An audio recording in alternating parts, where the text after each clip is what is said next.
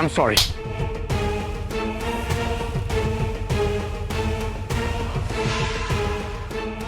Hello madam,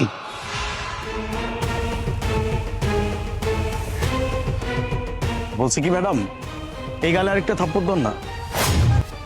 আরে দেন না, এইভাবে তাকায় আছেন কেন, দেন না। হোয়াট রাবিশ, হ্যাঁ? একই তো আপনি আমার গায়ে ধাক্কা দিলেন, তার উপর এখন আবার বলতেছেন আবার ওই গালে থাপ্পড় দিতে ফাইজলামি শুরু করছেন।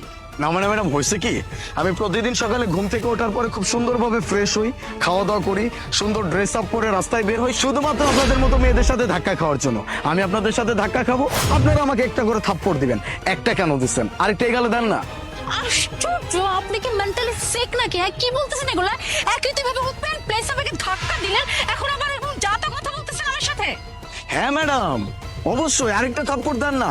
মানে এটা তো আমার জব, আমি যে রাস্তায় বের হই আপনাদের মতো মেয়েদের সাথে ধাক্কা খাই, এটা তো আমার জব, এটা করেই তো আমি মাইনে পাই।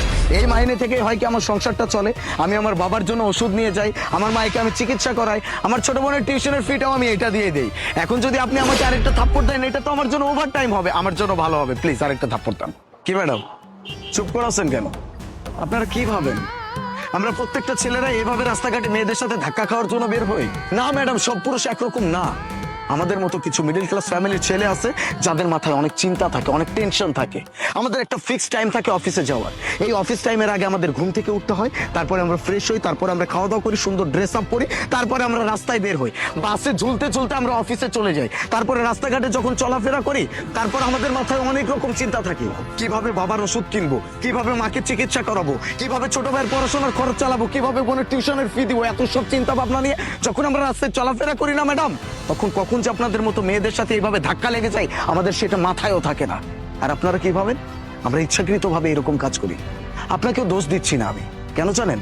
আছে তো আমাদের সমাজে কি সারাদিন মেয়েদেরকে এভাবে উত্তক্ত করবে, মেয়েদের পিছনে ঘুরঘুর করবে, মেয়েদেরকে বিরক্ত করবে, দিন শেষে পুরো পুরুষ জাতির নামটা খারাপ করবে। ম্যাডাম, সব পুরুষ একরকম হয় না। আমরা যারা মিডল ক্লাস ফ্যামিলির ছেলে আছি না ম্যাডাম, দুনিয়ার প্রত্যেকটা জায়গায় গিয়ে আমরা ল্যাং খেয়ে যাই। চাকরি নিতে যাবেন, সেখানেও ল্যাং। আপনি কিছু করতে যাবেন, সেখানেও ল্যাং। বিজনেস করতে যাবেন, সেখানেও ল্যাং খেতে হবে। কেন জানেন?